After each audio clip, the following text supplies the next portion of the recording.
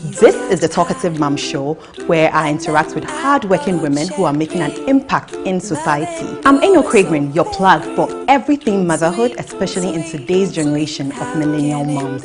Join me on the Talkative Mom Show, where I interact with my guests, have fun conversations here on MX24. It's sweet, sweet, sweet, how can it be? At MX24, this was how we brought you fun in October.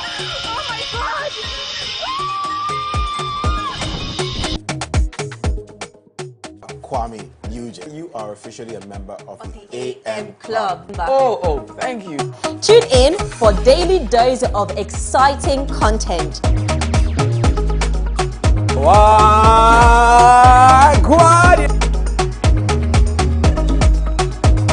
I used to be the kid that sang everywhere. Congratulations, Joseph! Joseph! Remember to scan your DVB, T2 compatible TV or multi-TV decoder to MX24 for more fun content this month of November.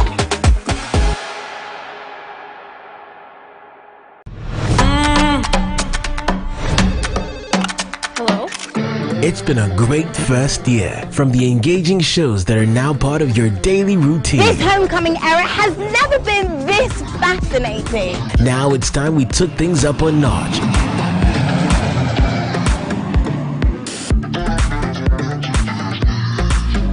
To the excitement on our social media timelines. Join us in celebrating 13 months of giving you fun, fearless and factual content. I love it. As we unveil a new bouquet of shows, amazing events, and incredible giveaways. Stay tuned over the next couple weeks as we turn things up. Scan your DVB T2 compatible TV or multi-TV decoder to MX24, or stay up to date with us on Facebook, Instagram, YouTube, and TikTok. MX at 1.3. Let there be fun. Celebrating 13 months of fun, fearless, and factual content.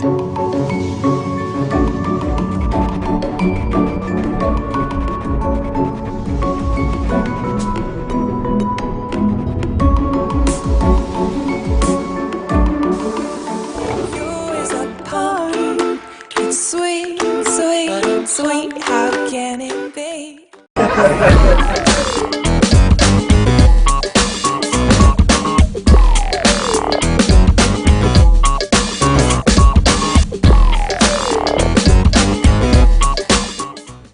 Hi, and welcome to another exciting episode of the Talkative Mom Show with me, Eno Quagraine, right here on MX24. This is your ultimate parenting show where we discuss a variety of topics and I hook you up with the best plugs. Now, today we'll be discussing divorce and single motherhood. And I would love to hear from you on all our social media platforms on MX24, on Facebook, Instagram, and Twitter. And you should also follow me on Instagram at Talkative Mom. Stay tuned. All right, so if you're tuning in, this is the Talkative Mom Show, and we are at the beautiful Float Wellness Spa. Float Wellness Spa is located at East Airport. You can also find them on Instagram at Experience Float. This is a mommy wellness spa. You can have your prenatal massages, and you can also have doula services right here. My earrings are by Oba Bridal Style. Oba Bridal Style is on Instagram at Oba Bridal Style. And you can also find my lovely dress at Evic Store, located in East Legon, and they are also on Instagram at Evic Store. Now, today we're going to be discussing divorce and single motherhood with my two lovely guests. We have Awoyeboa and Alexandra Iribi Aqua. Hi, ladies. Hi. So, we go way back. Yeah. And today, I can't believe we are discussing single motherhood, but I feel like it's part of adulting, really.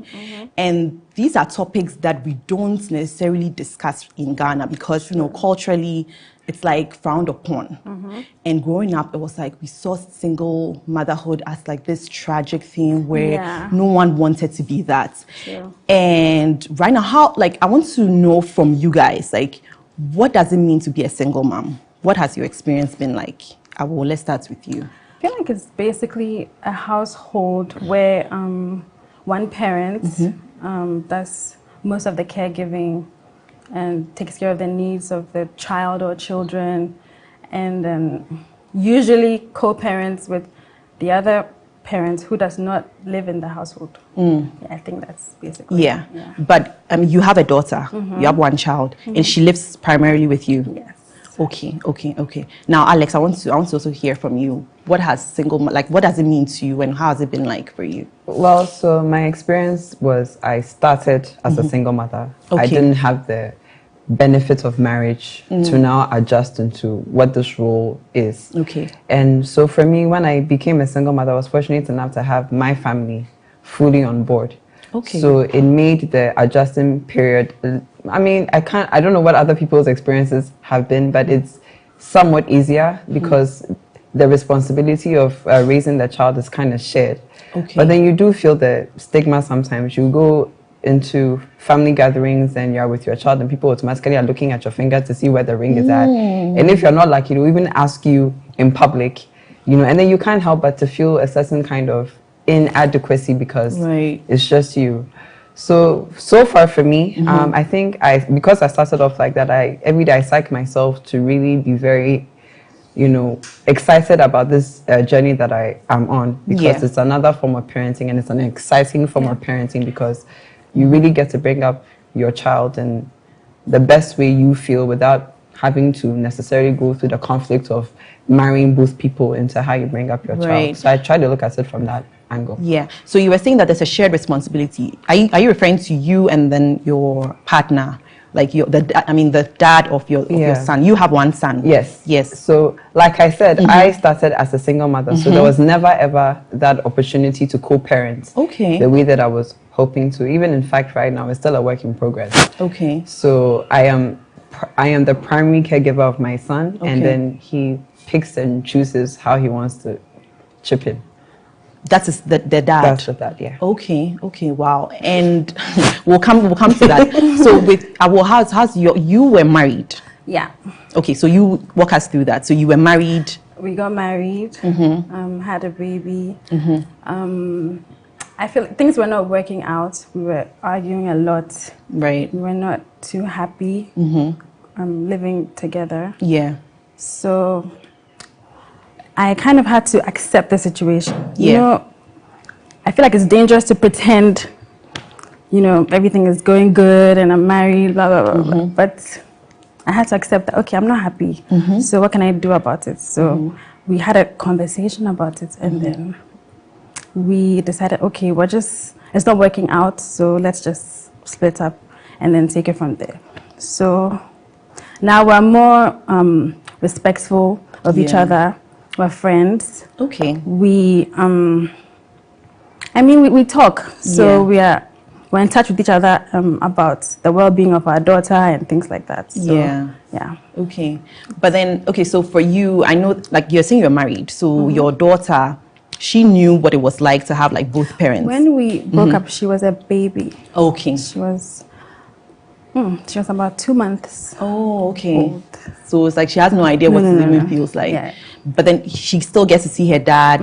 Does she get to go over and like sleep there, or like how is that? No. You guys are still working that out. We are not doing that yet. Okay. No sleepovers, none of that. Yeah. He's respectful of the way I want things to be done. Okay.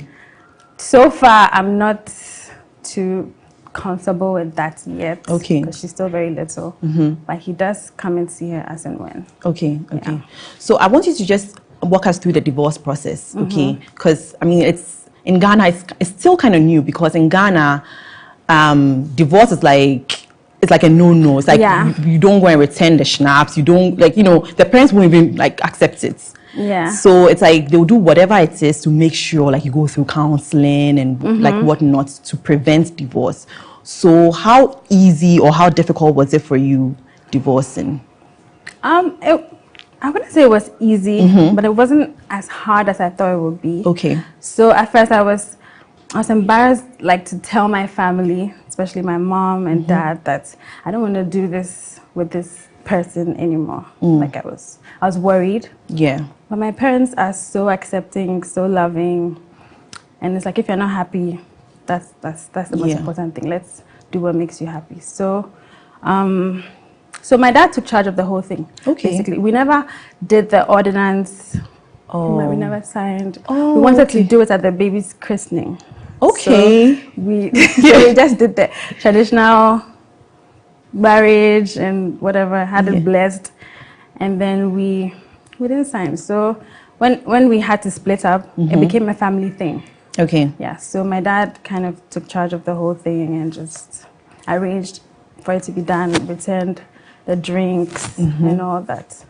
And then the family, the guy's family just accepted it. Or? Initially, no. Okay. They were not too accepting, but both of us were just not meshing well together, and we were sure that's what we wanted. Both of you. Yes. Yeah. So then they gave it. It was like, let's just Okay. So now your daughter is 3. 3. She's going to be 4. Yeah. She's going to be, wow. She's like, And then Alex, your son is 5. Wow. Okay. So for your son, right? Does he ask questions? Like I'm curious to know, like what is it like for him? Does he go to school and come back and ask questions like, but this friend of mine has like both parents, where things like that. What's that like for you and for him? It's so funny that you bring it up, because even yesterday it came up at home and my mom was talking to me about it. So he calls my dad daddy. Okay. And calls my mom grandma and calls me mommy and calls his dad uncle daddy. Oh, so wow. in his mind, he's kind of like, and I mean, in the beginning, I tried to correct him. I remember the first time we went over to have a conversation about him going to school and what that was going to take from the both of us. And he refers to him as Uncle Daddy. His father looks at me and he's like, aren't you going to correct him? I said, how am I supposed to correct him? He knows you're his dad because he's been told, but you act like an uncle. So in his mind, it makes perfect sense. He's never asked about his father. I think he's... Oh, wow. Yeah, I don't even think... I don't know if at this stage you're supposed to be able to compute all of that information. But I think the best way that he can interpret the situation is the way that he has. So he knows that there's a permanent father figure, which is my dad, who's his dad, which he literally grew up with, shared the same bed with. They go everywhere together. This is like the first grandson of my family. So he's like another son. So my dad has one son. So this is like his second son. And he acts like it. He really gives him that sort of feeling, or he makes him feel that way. So that's how he, in his mind, he understands it. I remember one time he went to my mom and asked my mother, why is my dad so old? So I think now he's kind of, How old was he at that time when he asked? No, this is like 2-3 weeks ago. Okay. So my mom, when I came so he spends the weekends with them. So when I came to pick him up on Sunday evening, then my mom was like, oh, she came to ask, hey, why is my dad so old? And we just had a good laugh about it. So I think he's guessing there, but as of now, he's not really concerned or perturbed about what his family dynamics are. Yeah, I think that it's also... For him, it's easier because there are other people who are also helping. I feel like if it was just you and him, definitely there'll be a number of questions.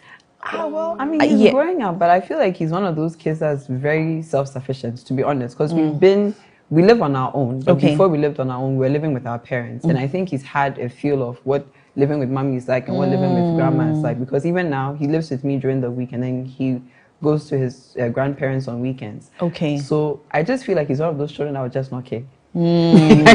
Yeah. Okay, but how about you? Like, what's that like for you? Because you live with your daughter alone, or with your parents? No, with your daughter alone. Does she ask questions? Does she? I think she's too young now. Okay. So I mean, she knows daddy. Yeah. So that's okay. Yeah. And then I'm with someone else now, my partner. We're going to come to that. Yeah. He has sort of taken on the daddy role because she sees him more. So that's daddy. Yeah, that's the main daddy. Yeah. She doesn't really see her dad too often. Okay. Okay, so like moving on to that. Okay, what's that like introducing someone new for the first time to your daughter? She was really young, and I sort of kept them apart for a while. Okay. So when I would spend a lot of time with him, maybe the weekends, my mom would pick her up. Okay. So that like they're not too close. Then when I felt when I was sure, then I introduced them, and then they got on like a house on fire. So. But then what's that introduction like? Is it like, what do you say? Because you know she's still very young, so it's like, do you just say this okay, my well, friend? so he came by to visit. Okay. And I think she was watching a show. Okay. And then that was the first time they met. And then he said hi, and then she said hi back. And she stared at him for a while, and she continued what she was doing. So yeah, after that, she got more familiar with him because he would visit, hang out with her a bit. Yeah. And stuff. So then she started getting to know him. Yeah. Okay. And then how about like your ex? What's that like as well? Do you have to introduce the new person you're with to him? Do you have to say, oh, you know what, this is a new person who's going to be around our daughter. So what's that like as well? No, I mean, they'll meet when the time is right. I'm not forcing it. Okay. They are aware of each other. Okay. Like he knows my ex knows I'm seeing. Yeah. I'm with someone now. And things like that. So they're very respectful of each other. There's no bad energy. Yeah. So, yeah. Okay, so I want to move to you, Alex, and it's because of boys. Okay, so I have 2 boys. Yes. You have a son, and over time, I've noticed that boys really do need a father figure, no matter what that is, if it's grandpa, and I'm so happy that he has his grandpa. At first, I used to be like, oh, but why? Why can't like a woman just take care? But I realized, no, it's actually really hard. Yeah. And I've also noticed, well, at least for me, I've noticed that my boys don't really respect me like that. Like, you know, it's different. It's different and my husband isn't even strict. But I've noticed that I can say something and he will say something once. And that's it. Yeah. So I've always gone like, oh, wow. So this is what they mean by having a father. Having a father figure. It's like this pillar of authority, you know. And like, so for you, like, how important was that for you? Do you feel like your dad being there has influenced your son in any way, positively, you know, all that? And this is a very valid point because it's one of the struggles that you go through when you're raising a son, because you know that we women, when we are with our mothers, we are trained. They teach us. Yeah. Boys model, they imitate. Right. So if the example isn't there, really, he's going to pick from what's happening around him. Exactly. And that gets very scary because it means that you literally have to watch your child like a hawk. You can become an overbearing mother, an overprotective mother, a very demanding mother. You can just, you know, and I still struggle with the balance. There are days when I'm overbearing and I have to apologize to my son, and then there are days when I'm too lenient and I have to check myself. Having a father, and my father being an authority figure, grandparents are not exactly authority figures. So let me just put that out there. He gets away with a lot of things when it comes to my dad, but I think that for a child's sense of security and self-esteem, it definitely helps to have like a stable father figure present in their lives. And fortunately for me, he does have his uncle, my brother Ningi. He has my brother-in-laws as well, who are also very much a part of his life. But I do feel that at some point in time, he will need the biological connection. So it's something that I pray about, that I'm always a healthy influence and a catalyst for that period when it happens, because it's it will definitely happen. Yeah. So for now, he is making do with what is available around him. And it's difficult as a woman playing the nurturer and playing the protector, playing the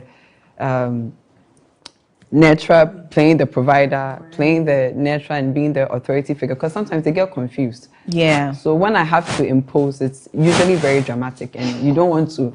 But you have to, otherwise, it's true. Where are you going? Exactly. So I'm still finding the balance. I read around it. I'm a big fan of anything that has to do with single mothers. I follow lots of their pages on Instagram, the apps, the stories, the blogs. What apps can you? There's this one in America. She's called Black Single Motherhood. So I follow her. She gives a lot of healthy tips. I think she also started her journey straight up as a single mother. I don't think the guy has ever been involved. Okay. Mine was very crazy. Had to go to court for a bit. And then going through that whole period of now finally finding a way that we can deal. Okay. So it's a continuous work in progress. But I think for Awo and I, our priorities have always been to make sure that our children are always put first. Yeah. And not traumatized in any way because adults can't get their shit together. So. No, but you know, one thing that I love is the fact that the two of you bonded over single parenting. Yeah. We met. When you Millennial Moms app. Oh, group chat. Yeah. Oh, so it was like you found out that she was single, or she was. I think I posted a comment about, are there any single mothers here? Yeah, everybody's talking about marriage on this app, on this group chat. And I DM'd her, and I was laughing about it, and then we just started. Yeah, and we've been very close since. And it turned out that we lived not too far from each other. Oh, yeah. Yes. You know, actually, there was a time I was talking to you, and you mentioned the fact that, like, you know, motherhood can be isolating and stuff like that. And when I thought about it, I was like, you know what? It's actually very true because once you always need some, like, you know, you always feel like, okay, like I can handle it, like I'm a superwoman, but then you always need someone else going through the exact same thing you're going through to be able to understand your situation, and then you know, okay, you know what, it's not that bad. Like, not that it's not that bad, but I can go through it too, or like someone else is going through it, and that's actually what I love about, you know, this friendship. That I love this. Like, I really do. I think we've known each other for like 2 years now, almost 2 years. If it's from my I don't know about her, but my life dramatically changed in this like almost 2 years that we've been friends.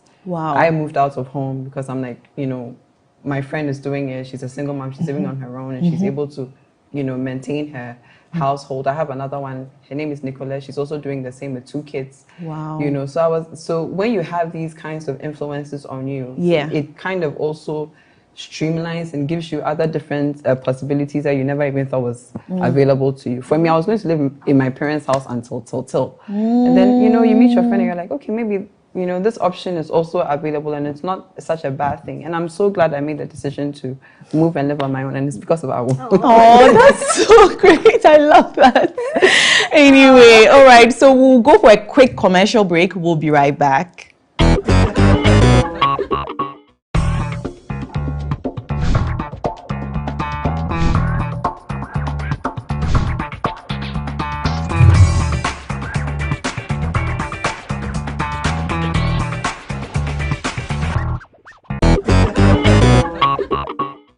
Hi, and welcome back to the Talkative Mom Show. I'm here with Alexandra Eribi Akwa and Awo Yeboah. We are discussing divorce and single motherhood. Now, before we went on the break, Alex, we were talking about you moving out of the house. What was that like when you were a single mom living at home with your family? What was that like? So it has its pros and cons. Okay. Pros is you get shared responsibility of raising your child, but in that shared responsibility of raising your child is sometimes you can't numb the noise. Okay. You know, I would applaud my parents for being very respectful of how I wanted to do things. So things about his school, how much I was willing to pay, what I wanted to do, his food, his academics, everything, even his hospital, they would allow me to make those decisions. But then there's sometimes like how your child is scolded by your sister, by your mom. You know, sometimes those get very, very sensitive, and sometimes when you're making a decision, you haven't really asked for anybody's opinion, but they feel some kind of entitlement to. And sometimes they're very difficult things because he's my child. Exactly. You know, I want to be, but you're also under their roof. And sometimes marrying those things, it is very difficult. I'm not going to sit here and pretend that it's easy. And I found out that when I moved out, it became easier to balance the relationships and for everybody to understand where their responsibility starts and end, and where mine starts and end. But in the house, it used to be really crazy, like you know, and then your child is sometimes in the middle of all of that. In the middle, you know? Because it's still your parents' household. They're not exactly going to bend the rules all the time to accommodate you and your child. And sometimes even expressing that. Sometimes, you know, all of that noise interferes in how you raise your child. It's difficult to communicate to a Ghanaian parent who don't prioritize mental health and emotions and all of those things. But I was very happy one time when my mom called me at work and she was telling me that, look, if she did something when we were growing up and we felt that those were things that didn't really help us, we should be very mindful not to repeat the same patterns with our children. Oh wow, and that was amazing progress from where we've come. For her to, my mom, she doesn't really do those emotional things. So for her to do that was really something that I really took to heart, and I took. But this is after like a period of butting heads, and then now moving out, you know, we've been able to find our own equilibrium and pace. And I value her so much as a grandma, and as a resource for how I raise my child. Exactly. But it wasn't easy. I'm not going to sit here and tell anybody that living in the house with your parents is easy. For some people it's easy, but for others it's like a different story. So you really have to have an open mind about that dynamic.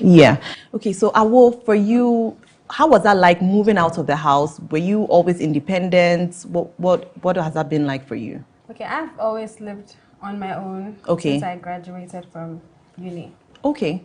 But very close to my parents. Okay. Yes. So it wasn't really much of a transition because I already knew how to manage a household, how to plan, how to take care of myself without, you know, needing like external help and all that. So I don't think it was so difficult like raising a child in that environment because I was already used to it. So, but then you were able to help, because I remember you mentioned that Alex mentioned that you helped her move out.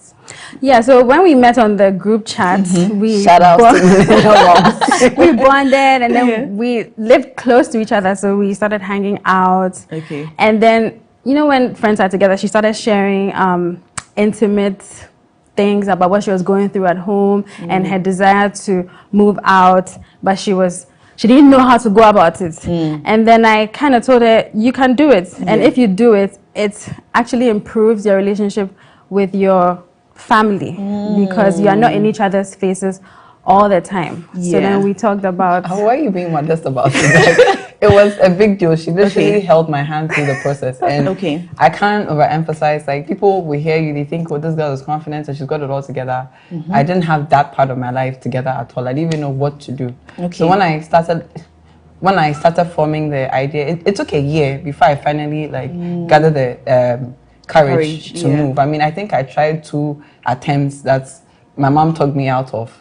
You know, until finally around this time last year when I was like, you know what, like I really needed to go. So the first phase of it, I lived with her.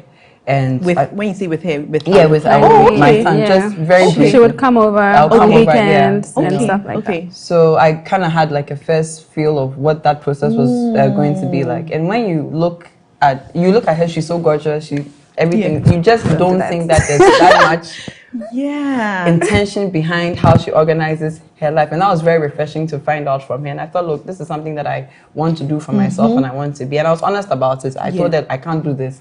And I'm really looking up to you. So when I started looking for places and stuff, I would share with her. She would share her agent's numbers, you know. So when I finally found my cute little 1-bedroom apartment, she brought me my first blender and my curtains in my bedroom, which I absolutely love.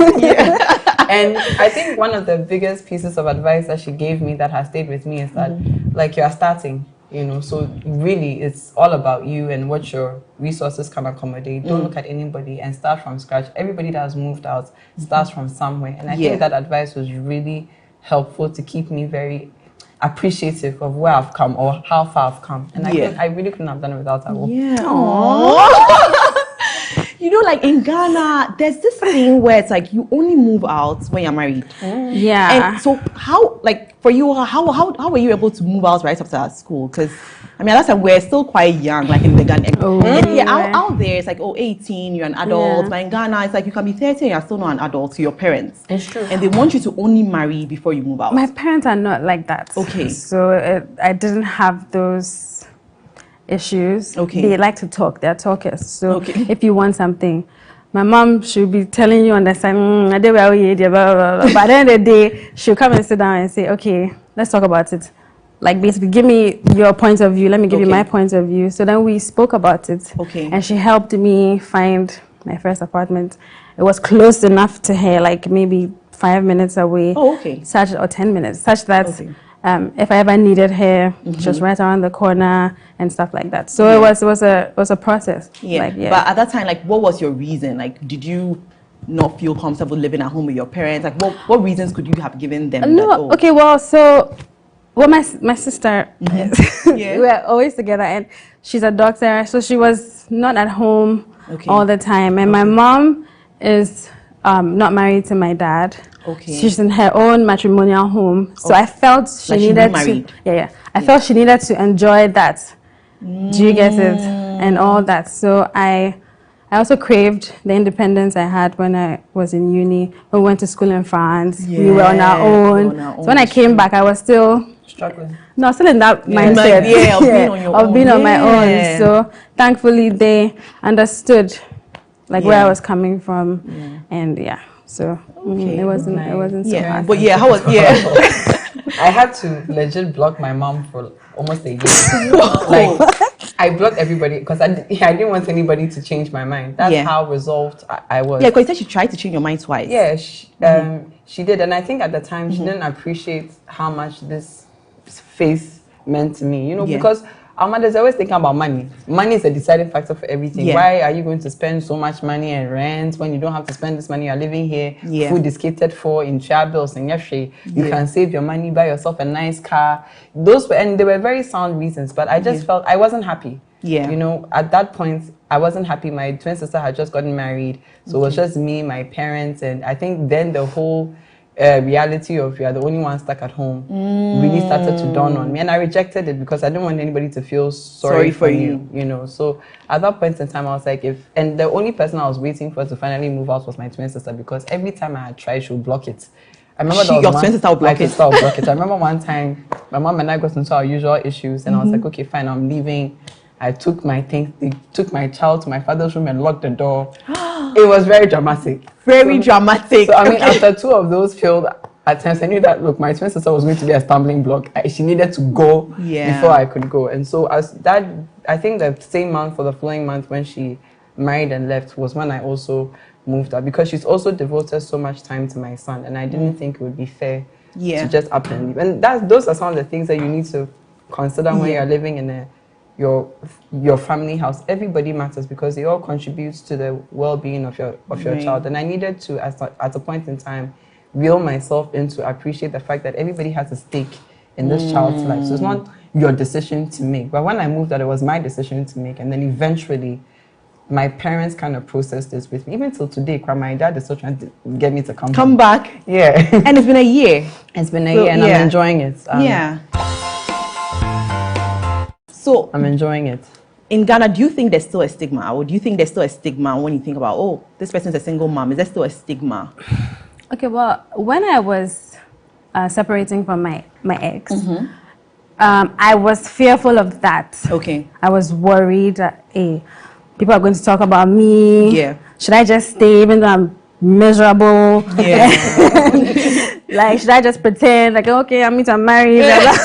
Because it's flex. Yeah. So then, I prayed about it a lot. Okay. And then I felt God gave us free will. Yeah. He's exercising his free will to behave in the way that he wants. And no amount of prayers is going to make us mesh. Yeah. Yeah, he's exercising his free will, like I said. So when I finally came to the decision to leave, I accepted the situation. I wasn't in denial. And then I just went for it. I cried a lot. But my parents were so supportive. My sister was amazing. And then I actually realized nobody cares. Nobody cares what you're doing. But me, I haven't felt any stigma. I was worried, hey, so will people marry me because I have a child? Oh my God, so many. So many. It's not an issue. So then I started to feel comfortable, and I felt, okay, then let me just prioritize my quality of life over being married or So I didn't. So But Alex, are you single? Yes. You are single. Okay. So have you ever introduced anyone to your son? Well, it's very funny. I feel like so many things have happened leading up to this conversation. Okay. So I dated somebody in 2018. Okay. At the time, my son had just turned 2. Okay. And that relationship was short-lived, but he's still in my life as a very good friend. Okay. And so him, it's a bit tricky because we kind of always have these conversations about what exactly his role is in my son's life. And it was just yesterday that it came to me. I said, you are in my life. You're not in my son's life yet.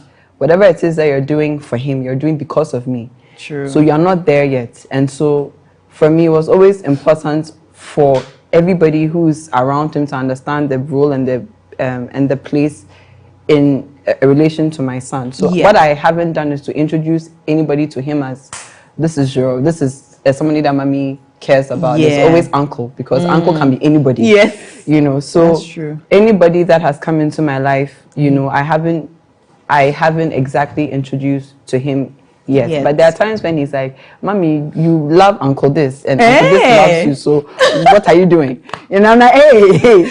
How do you know love? But In my house, yes. tell me, Mommy loves Uncle, something like this. I'm like, hey, relax, you know. And for me, unfortunately, I wouldn't say unfortunately, because I guess it's still a process, but for everybody that has come in, they struggle with that part of it, which is a bit confusing for me, because if you're not playing any role, you shouldn't have insecurities about anything. So it makes me very hesitant in terms of how much I commit into any new relationship I get, because anybody that struggles to genuinely get to know my son for who he is, it bothers me. I remember this guy is a really good friend of mine, and he referred to my son as another man's child.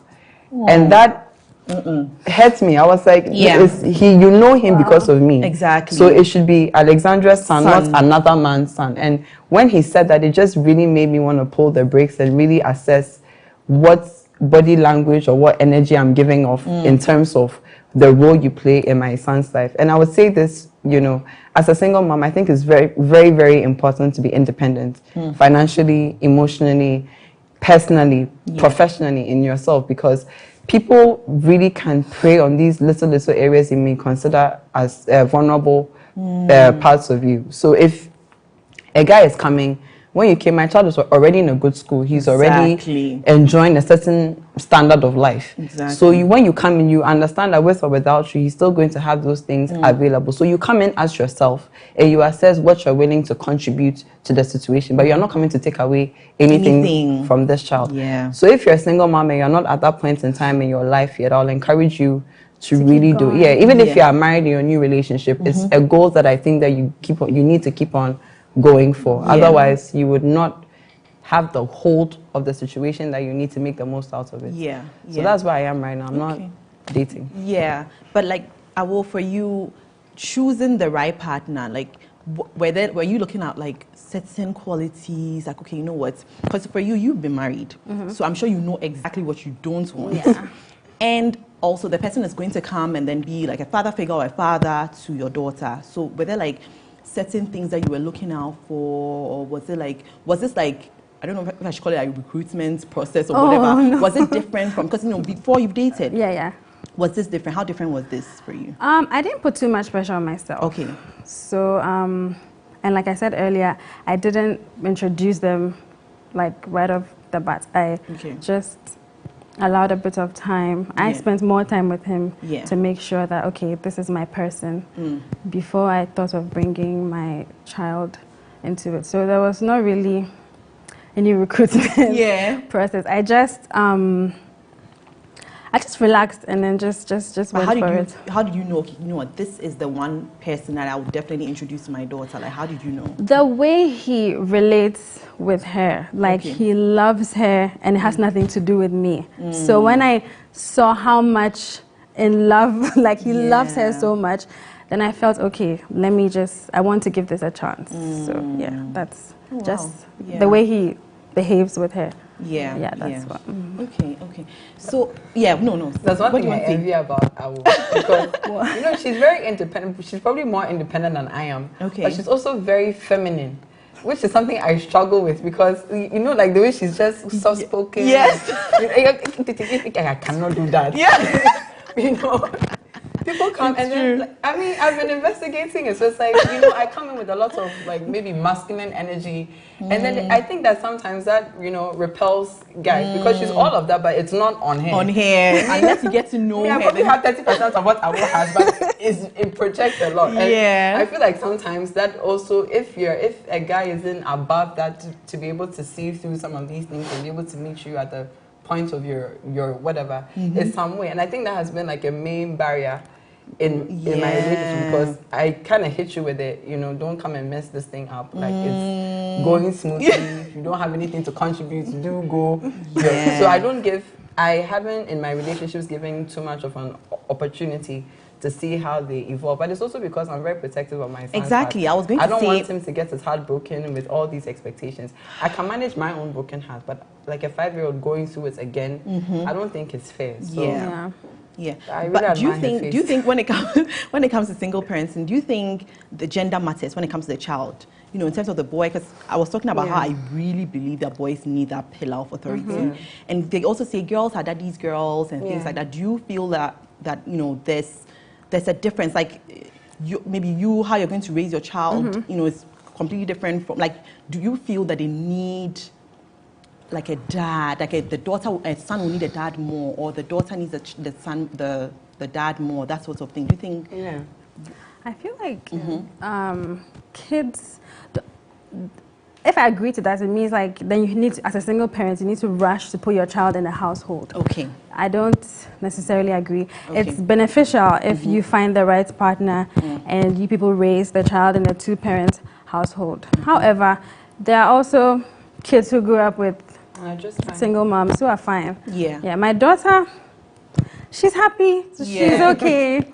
Her grandparents are all over her, my sisters, everybody. So for now, I don't see that need in her. Maybe it will come later, I don't know. But if I had to choose, I would put her in a 2-parent household. Okay, so let's shift the focus to work. What is that like, having a child at home and then going to work? You know, like, how do you navigate all that? So it's been a very tricky journey. I finally found, you know, the right environment. And I think my previous job was so traumatic because I was a mother that I was very clear in my mind what I wasn't going to do at any job again. Right. Fortunately for me, I'm a company with an HR, a CEO, and my line director, people that really get it. Yeah. So for now, for some funny reason, because I work there, I appreciate having a 9 to 5. So I'm able to bring my son to school early enough, and that makes me early for work, which makes me look good. Yeah. So in that case, it's an advantage. Yeah. And then I cook for him everything he takes to school, and then they provide lunch for us, which I push, and then we have as supper.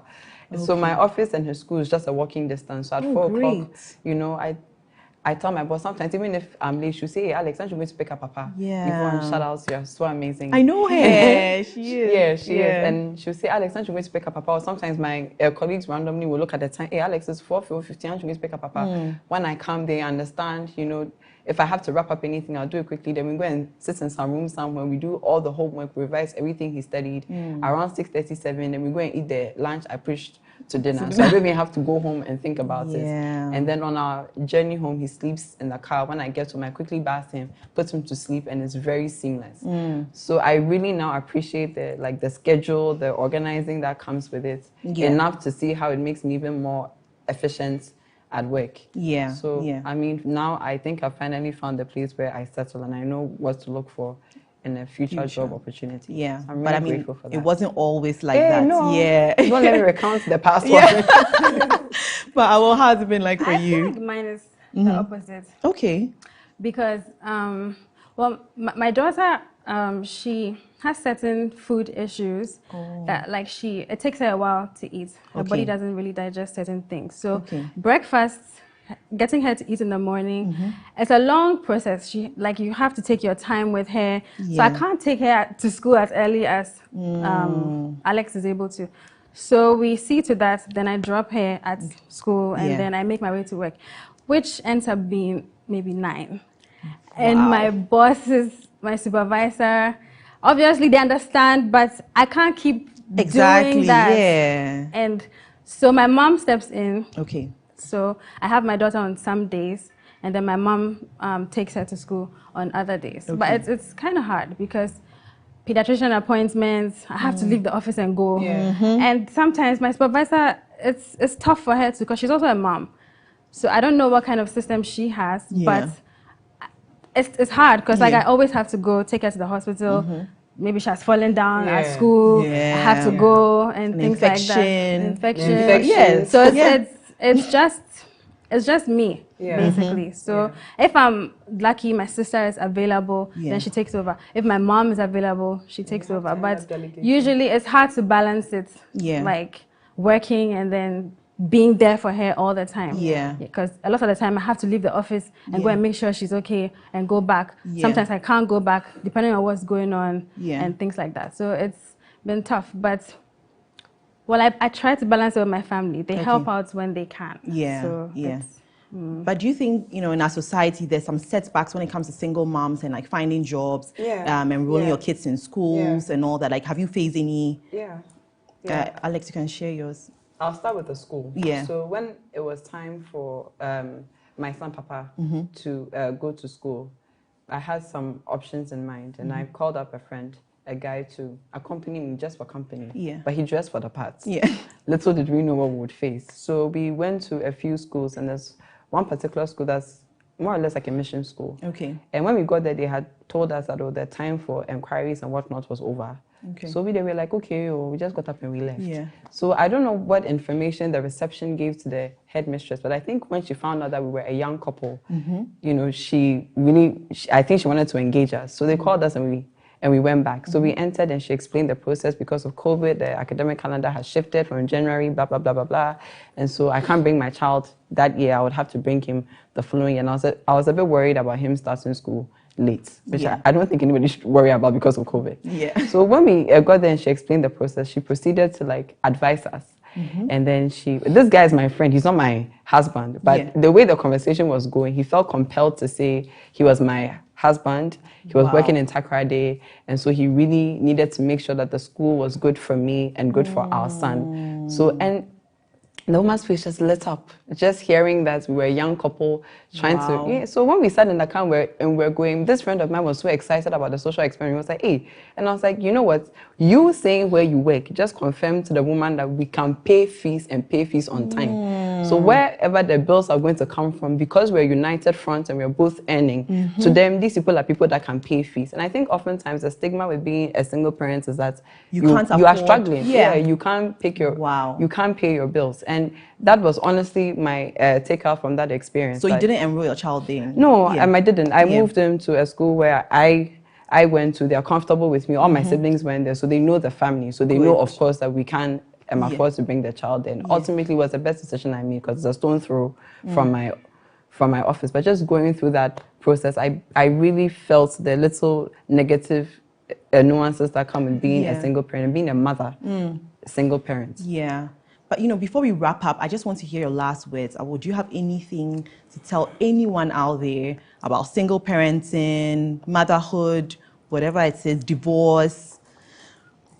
Well, I'll say whatever situation you're in, if you know you're not happy, don't be in denial. Don't feel the need to pretend. Because if you do that, you can't find a solution to it. So whether maybe your marriage is not going well, acknowledge it, and then you can fix it. Whether it's therapy, counseling, or whether you split up. If you don't acknowledge what's happening to you and you pretend because that's what society expects you to do, I feel it's not good for the quality of your life. That's just... And even for the child. For the child too.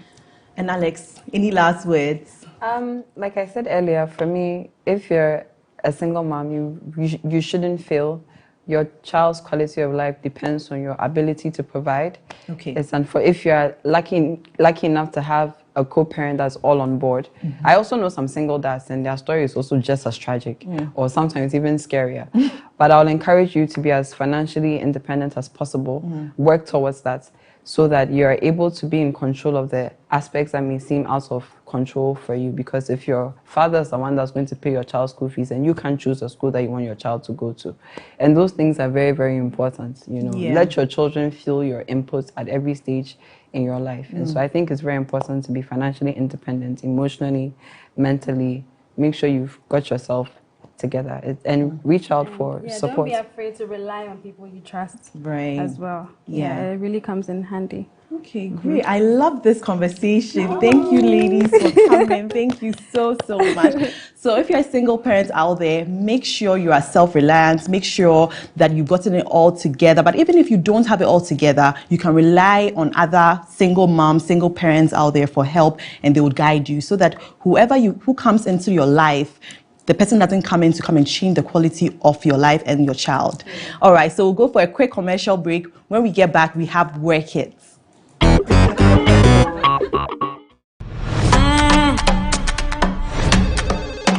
Hello?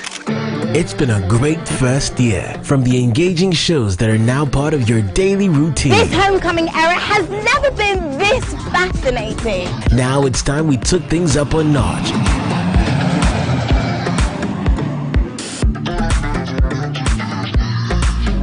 To the excitement on our social media timelines. Join us in celebrating 13 months of giving you fun, fearless and factual content. I love it. As we unveil a new bouquet of shows, amazing events, and incredible giveaways. Stay tuned over the next couple weeks as we turn things up. Scan your DVB T2 compatible TV or multi-TV decoder to MX24. Or stay up to date with us on Facebook, Instagram, YouTube, and TikTok. MX at 1.3. Let there be fun. Celebrating 13 months of fun, fearless and factual content. My name is Erica, a mother of 4, a wife, and an entrepreneur. I am the CEO of Dio Foods. So Dio Foods started after my 4th born, and actually he is Dio Gracias, so that's the name Dio, shortened, so Dio Foods. And at Dio Foods, our core mandate is to produce everything peanuts or peanut butter. So all our products are peanut based. So after my 4th born, I just wanted to start something because I had been in and out because of pregnancy, and I had twins on the way, so I had to be at home for a while, and I decided to do something. Peanut butter is something my mom used to do, but it wasn't her call. So I decided to bring a touch of it so that I can bring a difference in the peanut butter business. So that's it. The journey has been on and off because I started with flavored peanut butters, and hardly do Ghanaians know about flavored peanut butters, like healthy flavored peanut butters. So gradually I had to educate people, and fortunately we had a lot of people checking their health. They wanted healthy foods and healthy stuff. So yes, for now I can say it's growing. As a startup, we always have a different idea of how the business is going to be until we enter into it. So the main challenge was how to convince people to believe in the brand. And fortunately now we have quite some number of people who believe in the brand and do purchase and refer us to other people. And what is so fulfilling is when you get other entrepreneurs or other mothers or other friends believing in your brand, telling people about your brand, and being proud of how far you have come is very fulfilling.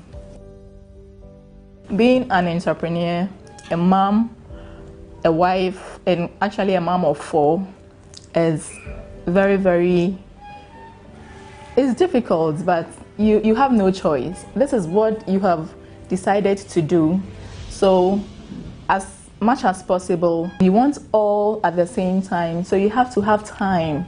So when it's time for the kids to be in school, that is the time that you can also use to work. And fortunately, I've got some good workers who who help me. So I know I've given them their schedules. They know they have to come at this time, do this, do that. So when family time comes in, I'm off the job and it's family. So the advice I'll give to a corporate mom who wants to be an entrepreneur is she should be very ready. She should be ready, or it should be a choice that she's thought over it to do. And I wouldn't advise to completely stop the corporate work and come into entrepreneur unless you have a strong support.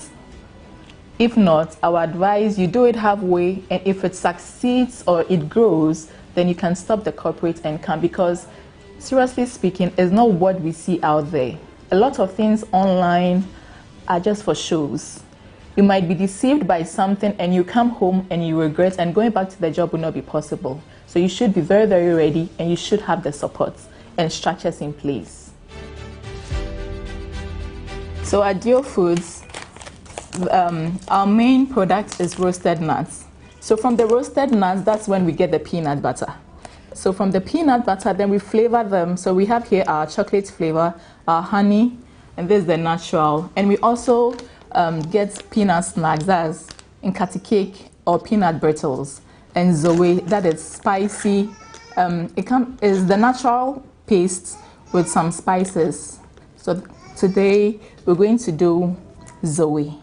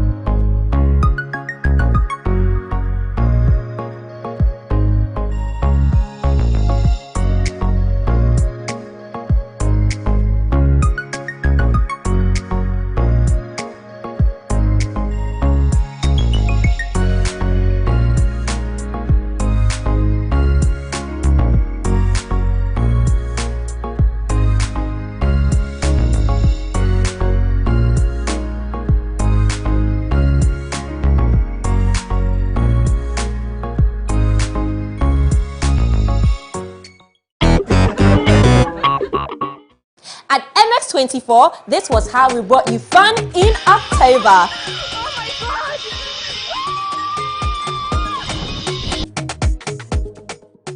Kwame, you are officially a member of the AM Club. Oh, thank you. Tune in for daily dose of exciting content.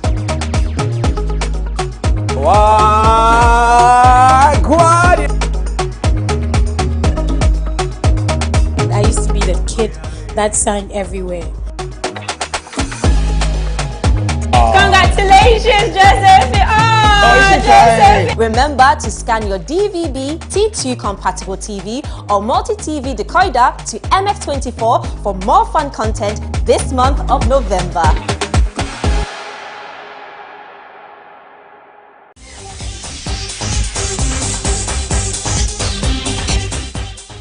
So that was our Work It segment with Erica Chega of Dio Foods. Erica has a variety of peanut butter. She has honey, moringa, chocolate, you name it. So many different peanut butter that you can incorporate into your local Ghanaian meals. Erica, you are simply amazing. Now let's move on to our Mom Plug segment. We have Mercy Boati here with us. She's from the Okwini. Mercy, you're welcome. Thank you. Now, when it comes to food and nutrition, it's very, very important that we know where we source our vegetables, our plants from. And so I advocate for backyard farming. And Mercy here is going to show us just how we can do that and also help our kids learn how to grow their own plants in their backyard. Mercy, how did you start the Okwini? During my first degree, I used to question, I didn't do agriculture, by the way, so yes. I used to pass by the agric school, and then there were women that sold vegetables. You ask them questions, and they mostly didn't have answers to the questions. You ask some of the farmers in the school, and they used to say most things were from outside Ghana.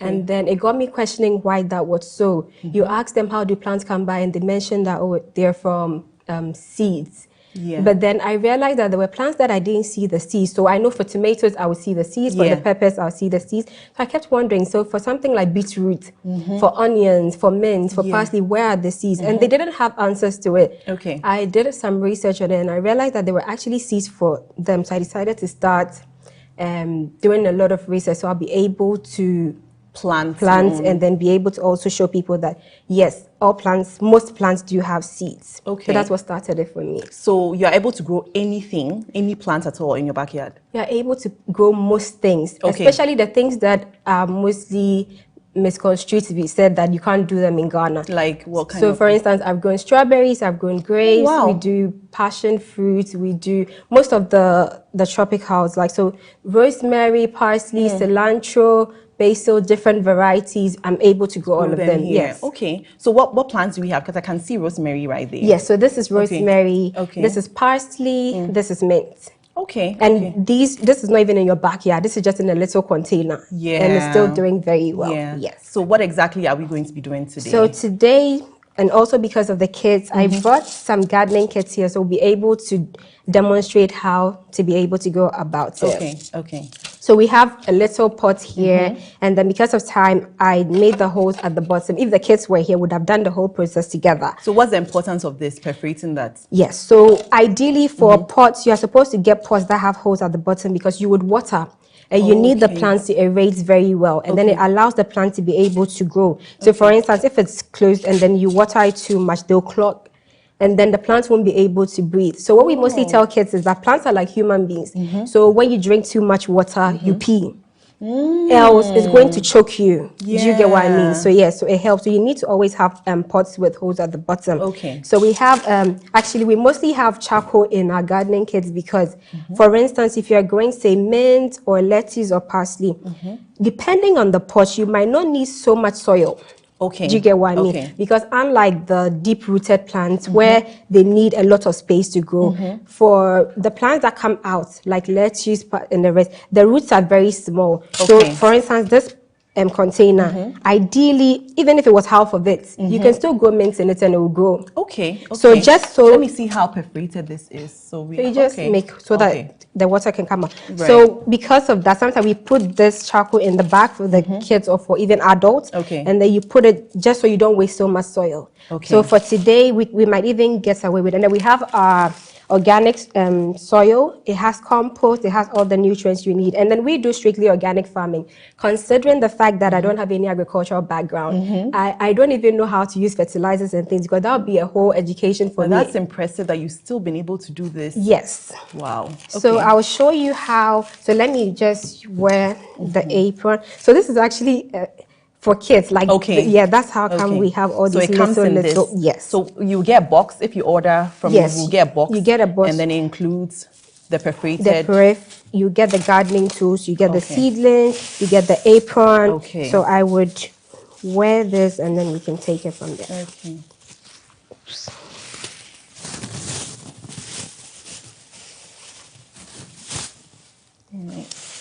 Yeah. So these are the gloves? Yes. Oh, okay.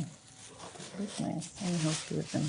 Okay. So now that I consider myself a pro in gardening, I don't even use gloves. I prefer touching the soil. The soil. Yeah. It feels very good. But maybe when kids are starting, so I'll just wear one for now, just to show you. Okay. So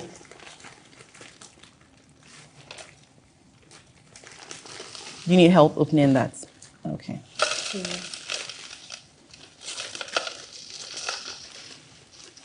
So this is what, about half of this container? Yes. Okay.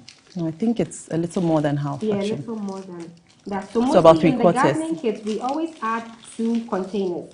One little one for, today we are doing transplanting, but sometimes we want the kids to know how to do using the seeds, like planting from seeds straight away, so they understand how it will sprout. Okay. And be able to appreciate the whole process. So we filled this container. Yes. All right, let me also wear my gloves so that I can feel what this is like. Okay.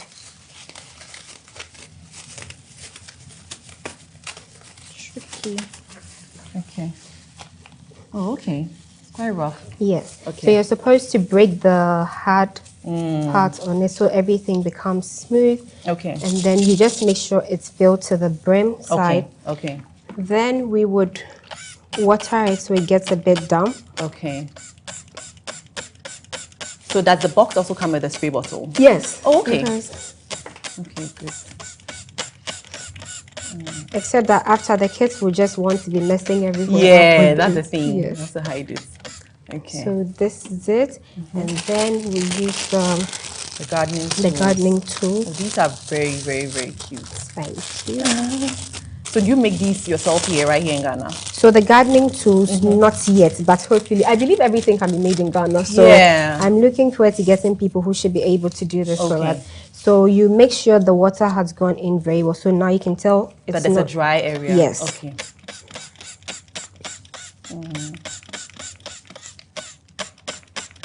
Okay. So what is happening right now? Is the child going to be able to do this, or we would have to guide them? You have to guide them. Okay. I would, if it's their first time, you have to guide them. But after doing this, they'll be able to do. So I can even teach you how to do it. Okay. So for instance, this is rosemary. Okay. Rosemary cannot be grown in a pot like this. This is too small. But you can do mint, you can do parsley, you can do lettuce and all of that. So rosemary is in this bigger pot. Okay. But one thing I've learned is that whatever container you keep a plant in, so far as you are watering it every time and taking very good care of it will still keep growing. So this plant here is the same as this one. But this is bigger now because it was transplanted. Okay. So sometimes when people are getting seedlings, they will say that, oh, it's too small. But it's because of the space that it's in. Like, I keep using plants and human beings. Do you get what I mean? If you are in a box, so it means that if you explode and maybe break out, but then for the plants, so after a while they will die because they are choking here. But when you give them space to grow, then they'll flourish. No, you know, yeah, right. Because my dad was a great economist. Okay. Yeah, and he actually said that any plant can become a tree. Yeah. If you just leave it, it can grow and become a tree. Or like, what do you mean? Because there are certain plants that you always see very small. Yeah. And certain plants that are trees. But he was like, leave any tree, water it with the right environment. With the it can right grow. environment, true. So this mint is a seedling. But we've had it here the same time as we had this here. Do you understand? Okay, what plant is this? This is mint. Mint, okay. So this is chocolate mint. So there are over 17 different varieties of mint. Oh, wow. Yes. Okay. So when you transplant, they'll start growing. And for every plant that we have here, they are all cut and grow. Cut and grow means Cut and grow means that when it grows, when you want to use this, you will just cut what you need, provided you don't uproot the whole plant. Okay. So you cut it and then it will still keep growing.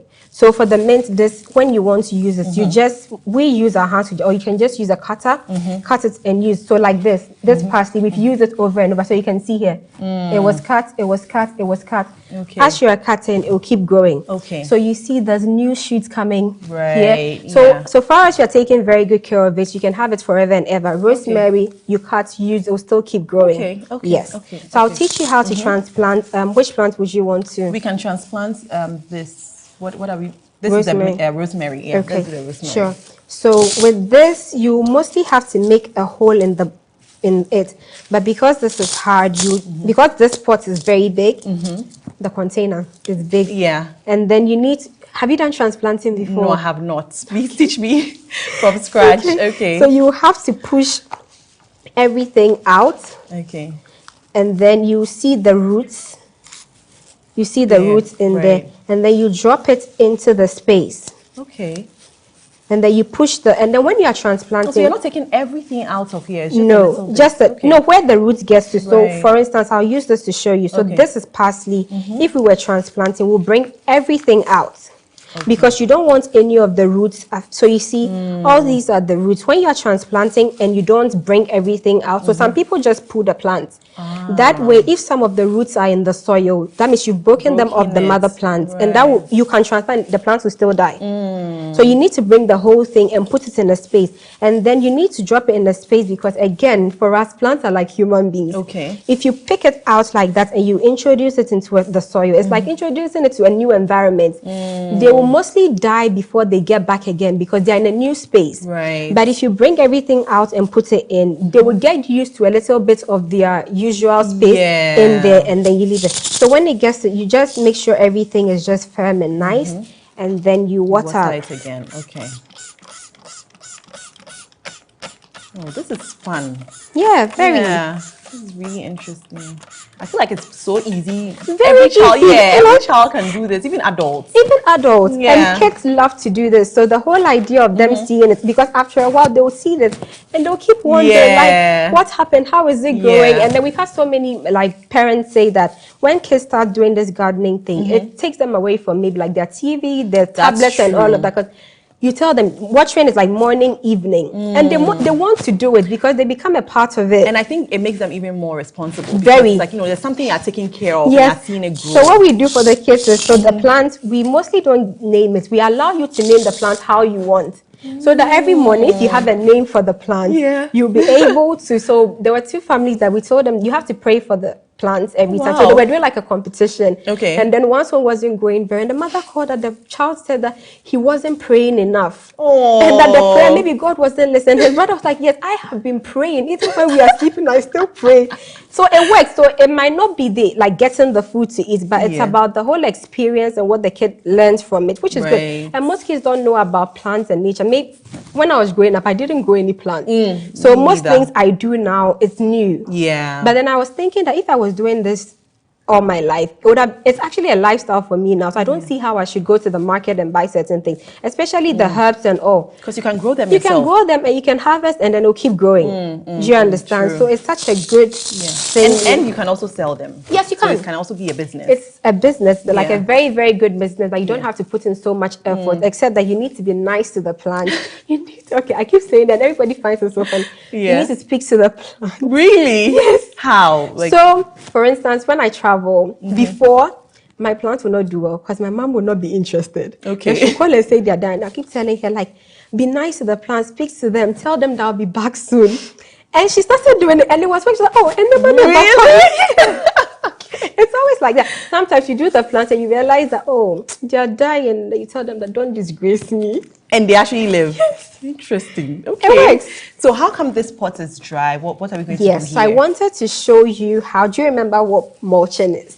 So you would please tell me, because I don't know. Refresh my memory. So even for the kids, when you've done this, they keep watering. After a while, the whole the soil will become a bit hardened.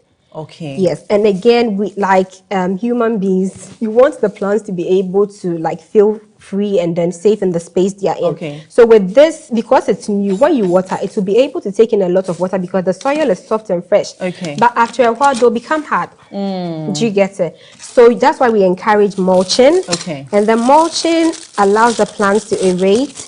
And then, so what tool are we using? What's the name of this tool? It's like a hand shovel, but the very tiny one, because we are doing them in little pots. So with this, you are supposed to water it first, so that you get a level ground. Okay. So usually this happens after how long? So after every 2 weeks. So for us, that's what we do. After every 2 weeks, we mulch and erase the soil. Okay. So mulching is also when the plant, if you don't want it to get so dry, you can mulch with maybe like dried maybe sawdust and plant leaves. You know, some plants you see so it allows the plants to to retain soil, to retain water. I mean, so this way you just the plant even looks nice. So that if there's any maybe stone or something in there that's preventing the roots from developing properly, you just direct it. But you don't have to go in too deep. No, not too deep. Else you might touch the roots and then make it die. Okay. Yes. Right. So after you water, and the watering is mostly done in the morning and the evening when the sun isn't so out. So we mostly, when the sun is very, very hot and you water, we tell people that it's like hot water and then you pour cold water on it. So very early in the morning, it's like everything is calm. So you water, or maybe later in the evening, then you water again. Okay. Yes. Okay. That makes sense. So this is also, you also have to water the plant itself. Yeah, you want the plants to smile. Yes. Okay. Yes. Okay. And then basically that's it. Okay. That's very interesting. And then what do we have here? So what are we going to do with this? So this is mint. We wanted to show you how it will grow. So if you transplant this, so for mint, it's crawls or spreads. So whatever space you put it in is what it's going to take. So if you put even just one in a very, very big space, you'll keep finding its way to fill it. Yes. So wherever you put it, it will keep growing. And then this is also a cut and go. When you're ready, you just pluck. and then you use it. So I'll just give you, and then you can smell it. Oh, okay. So you ask really kids what does it smell like, and it's like either Pepsodent or Mentos. No, yeah, it does smell like Mentos. Yeah, it smells because really it's good. mint. But so with this, like, how do you know it has matured? No, so it's the leaves that is edible. Okay, so Yes. how would I know? Like, as I'm growing it, like from this, From this, how would I know it has so gotten if to the it's point here, where I can use all it? you do, so you see that we have a lot of it cut because we just keep picking it. Yeah. And it'll keep growing. Okay. So when it's like this, if you're using it for a mojito or for a smoothie or for spicing your things, you just plug the leaves. How long does it take for it to get to this point? So if you transplant this, in 3 weeks it will get to this stage. Oh, wow. Yes. Okay. It grows very and fast. how about the parsley and the others? So the parsley, this took 6 weeks to get to this stage, but we've been harvesting to use. So as you're harvesting, it'll keep growing. Okay. Yes, and the rosemary also, this is taking 6 weeks. Yeah. Okay. Yes. Okay. You just need to keep watering, and then ideally we encourage that you make your own compost as well. So you see, what we put around the plants is compost. Okay, how do you make We your make own our own compost. So we have a compost bag that has like a part at the bottom that you open. Okay. And then every time, so you put in food waste, but they're not cooked food. Okay. And they're not meat or anything. So So what maybe kind of if you do, examples? maybe if you juice carrots, your food waste, you just drop it in. Then you put soil on top, so it will decompose. Okay. But then it will have all the nutrients. So your eggshells is very good because it gives the calcium. Yes. Okay, and fruits as well. Maybe Fruits like the as cord well. of your pineapple, stuff like Yes. that. Yeah. You just shred it, put it in it, and then you leave it. You keep turning it, and then it will just keep decomposing. Then you pick it back, put it in, just to feed your plants. Oh, wow. Yeah. And then we can also buy compost from you as Yes, well, yes, right? you can buy compost so from what us. are some of the things that you have available for sale? So we don't sell seeds. Okay. We don't sell seeds because we realize that seeds are very, like every seed has the germination or sprouting. And if you're new to gardening, it might be strange for you because you'll be waiting, when will it sprout, and it won't come. But when it's ready like this, you know that there's like a 90% chance that they would grow. Yes, so we sell seedlings and then we sell potted plants. So you can actually come to us and get this mint. Okay, so when you say seedlings, this is a seedling. Okay. So this is a plant that has sprouted and ready for transplanting. Okay. And then for most seeds, you can't plant them straight away. You need to nurse them first. And then when it gets to the stage for transplanting, you transplant them. Okay. So we have seedlings, we have gardening tools, Okay. we have potted plants, and then we make teas as Yeah, I was well. going to ask, you have teas. What varieties So do you have? we do mint tea. We do lemongrass tea. There's a lady that made us do rosemary tea for her. Also, we can ask Yeah, for so you what can we tell want. us the blends that you want. So for instance, you just have to look at the plants that we grow, and then maybe you like lemongrass, but then major ones, we do butterfly pea tea. That's the one that turns blue, and then if you put lemon in, it turns purple. Oh, wow. Yes. That is incredible. It's very, Okay. very cute. And then we Yeah. do turmeric tea. So our teas are from the plants we grow. Okay. We harvest them, we dehydrate them, and then we bag them. But do you also do blends of different teas? Yes, Like, we you do. blends So as we well? do different blends. So we do like lemongrass, mint and ginger, turmeric and ginger, hibiscus and maybe mint. Yeah. And then individuals can also tell us the blends that they want, and then we can make it for them. Okay. How easy is it for someone to make their own tea at home? Very easy. I would even prefer people making their own teas from the fresh herbs. Okay, yeah. So for instance, you want to make maybe mint and rosemary. Yeah, you just harvest the leaves and then you harvest the rosemary. And then you just put it So in when you water. say harvest, you mean, because you know that you're using the technical terms, you mean like plucking it? Yes. And then what? For the mint, so you pluck it. Uh-huh. And then maybe if you want to blend it with parsley or something, then you put it together. Okay. Then you put it into your cup, and then you pour hot water. That's it. And you allow it to steep. That's it. Wow. Yeah. Okay. Because I see like a lot of the tea is in like the tea bags, and I've seen your teas as well. Yeah, so we do the tea bags and then we do the raw tea as well. So the tea bags are the ones in bags. They are bags. Yeah. And yes. then the other ones For are the loose. The loose one is the one that's so this and that's all dried up, and then it's not bagged. So we give you the infuser. And What's then, the infuser? so the infuser, we have the ball type, we have the squeezy type, we have the glass type. So you fetch your tea and then you put it into the infuser and then you allow it to brew. And then we have the infuser that you can put on fire as well. So like they are glass teapots. Okay. So, and it comes with the infuser inside. You fetch your tea into it and then you put on fire for like 5 minutes and allow it to brew. And the good thing about the plants is that they are all refreshing. So actually breathing it, and then like it's very, very refreshing. That's actually true, because I've gotten your tea before, and yeah, it's like it has this calming, like at the end of the day you're able to like sip it and then just relax. But yeah, how long have you been doing Okeni? So Okeni, I've been doing it since 2014. Oh wow, yes. So my gardening thing has always been like a hobby, and it's still for me, like something that every day is a learning process for me, considering I've never done agriculture before. So in law school, I used to tell people that I'm a farmer. Nobody ever believes me. Every time I tell anybody, they don't believe it, but it's been the calming experience for me. So you read too much, and then you need something to relax. So my plants, I'm sure they've had more cases than most. So you actually talk to them? Yes. I'm reading my case, and I'll just go and tell them that, so in maybe Mabry versus Madison, this person did this. What do you think about it? My mom actually thinks sometimes I'm going mad. Yeah, sure.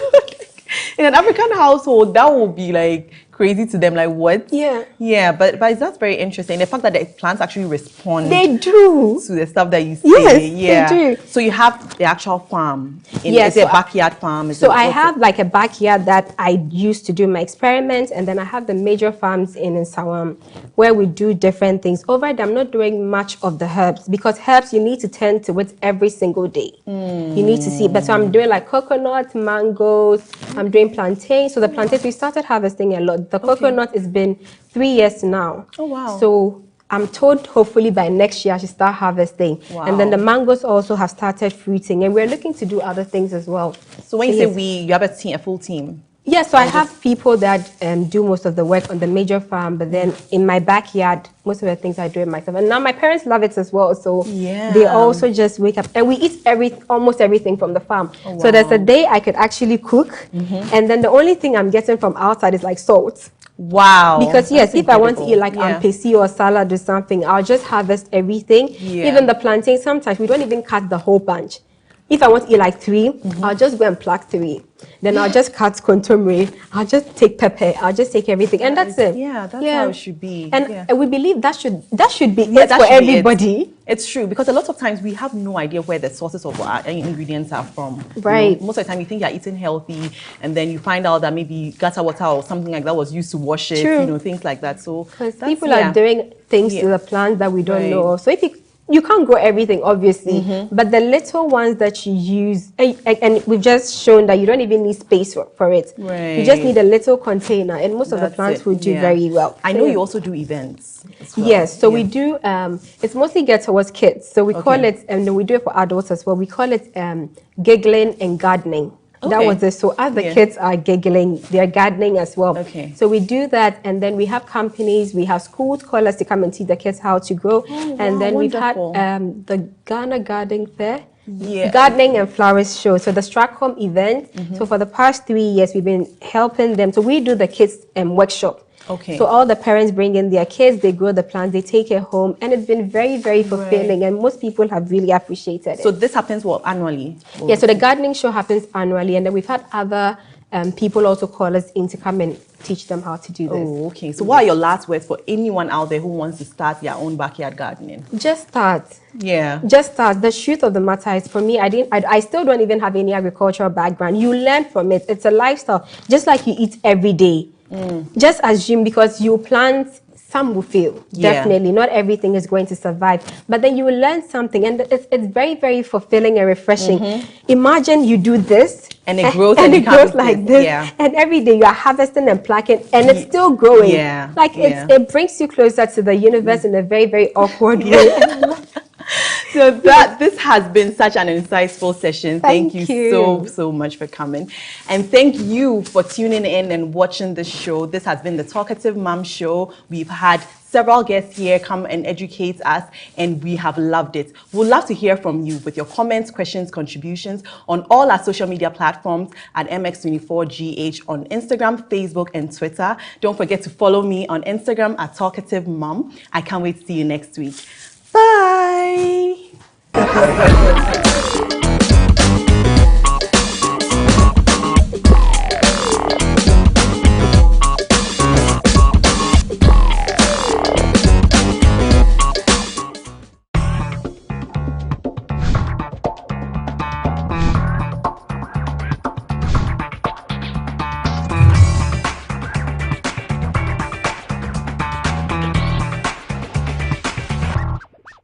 At MX24, this was how we brought you fun in October.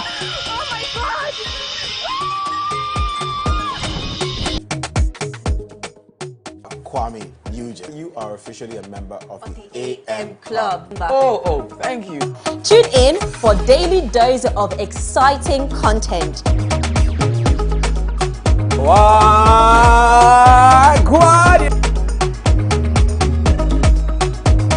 I used to be the kid that sang everywhere.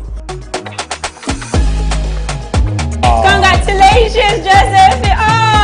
Joseph! Remember to scan your DVB, T2 compatible TV or multi-TV decoder to MX24 for more fun content this month of November.